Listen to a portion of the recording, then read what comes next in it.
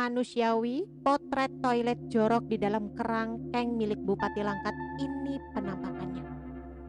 Kasus penemuan penjara yang seperti kerangkeng manusia di rumah Bupati Langkat nonaktif tengah menjadi sorotan publik. Bupati Langkat terbit rencana perangin-angin sebenarnya tengah menghadapi kasus hukum setelah ditangkap KPK. Namun ketika rumahnya digeledah justru ditemukan penjara manusia dengan puluhan penghuni di dalamnya. Meski disebut sebagai tempat rehabilitasi narkoba, Komnas HAM tetap turun tangan menyelidiki hal ini karena dugaan adanya praktik perbudakan modern. Komnas HAM mendatangi lokasi kerangkeng manusia di halaman belakang rumah Bupati Langkat nonaktif terbit rencana perangin-angin pada Rabu 26 Januari 2022. Dalam satu ruangan hanya terdapat satu kamar mandi dan WC yang sekaligus dijadikan tempat mencuci perkakas. Dilansir dari tribunnewsmaker.com, dilihat dari dekat, kamar mandi itu hanya memiliki dinding setinggi pinggang orang dewasa. Di dalamnya pun terdapat satu kloset jongkok untuk puluhan orang itu buang air besar. Sementara ada 3 bak air plastik di dalamnya. Selain itu di ruangan sebelahnya pun tak jauh berbeda. Di luar pintu ada sebuah kasur yang dihuni penjaga kerangkeng. Di depan jeruji besi terdapat sebuah dispenser air tempat tahanan minum. Memasuki ruangan, aroma tak sedap langsung menyeruak dari dalam ruangan. Dilihat dari kanan kiri, terdapat sebuah tempat tidur dari papan terbentang panjang. Sementara di lantai juga dijadikan tempat tidur juga yang dialasi menggunakan kasur tipis. Sementara di atas dinding nampak tergantung kotak berbahan styrofoam, kotak sebagai tempat penyimpanan barang milik tahanan. Komisioner Pemantauan dan Penyelidikan Komnas HAM, Khairul Anam mengatakan, bangunan berisi 2 jeruji besi itu tak jauh berbeda dengan penjara. Puluhan orang dikurung dan diawasi dari luar. Dia juga menyebut kalau proses pengurungan orang-orang di dalamnya tak jauh dengan pengurungan tahanan di penjara. Kalau di beberapa tempat itu ada istilah serupa dengan tahanan karena orang tidak bisa bebas dan sebagainya. Apakah serupa itu tahanan atau tidak? Tentu tidak, tetapi karakternya serupa dengan tahanan, ucapnya. Harusnya digaji. Komisioner Pemantauan dan Penyelidikan Komnas HAM, Khairul Anam menyebutkan, pihaknya masih mendalami informasi yang menyebut kalau puluhan orang yang dipenjarakan diduga dipekerjakan tanpa gaji. Diduga mereka disuruh bekerja di perusahaan sawit milik terbit rencana perangin-angin, hanya diberikan makan seadanya. Mereka juga menyelidiki soal adanya dugaan pelanggaran lain yang diduga ada kedok panti rehabilitasi, padahal tempat penyiksaan. Di titik mana itu pembinaan dan di titik mana itu adalah pekerja lepas.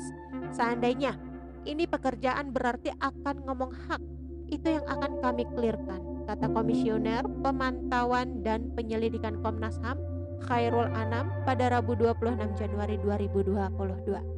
Selain itu mereka juga menyelidiki soal pengakuan penjara 6 x 6 meter itu sebagai panti rehabilitasi.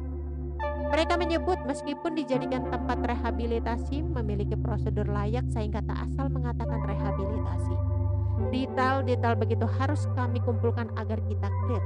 Seandainya ini adalah rehabilitasi berarti ada ngomong metode paparnya.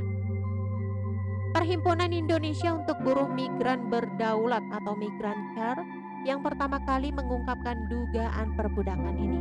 Ketua Migran Care, Anis Hidayah, mengaku mendapatkan laporan soal adanya kerangkeng manusia di halaman belakang rumah Bupati Langkat terbit rencana perangin-angin.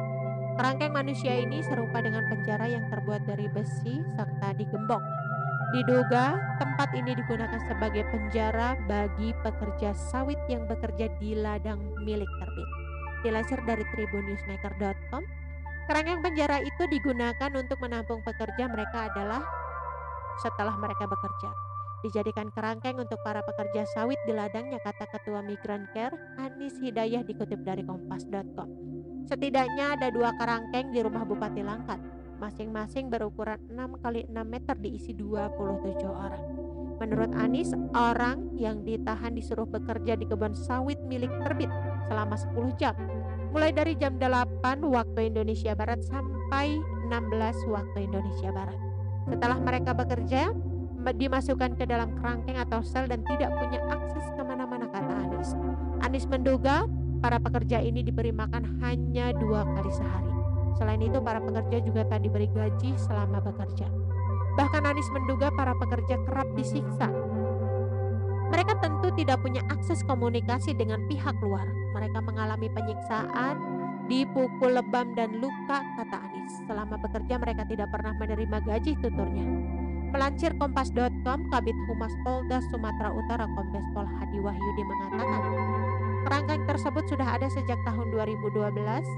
Menurutnya, informasi awal, kerangkeng tersebut dijadikan tempat rehabilitasi untuk orang atau masyarakat yang kecanduan narkoba. Selain itu, ada juga yang dititipkan orang tuanya terkait kenakalan remaja. Hadi menjelaskan pada tahun 2017, BNKK Langkat sudah sempat berkomunikasi dengan terbit rencana. Namun jika kerangkeng tersebut dijadikan tempat rehabilitasi, maka harus ada perizinan.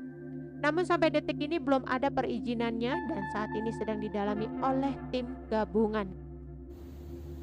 Oke teman-teman, itu sedikit berita dari channel Vlog Berita. Sampai ketemu lagi di berita-berita selengkapnya. Assalamualaikum, bye-bye.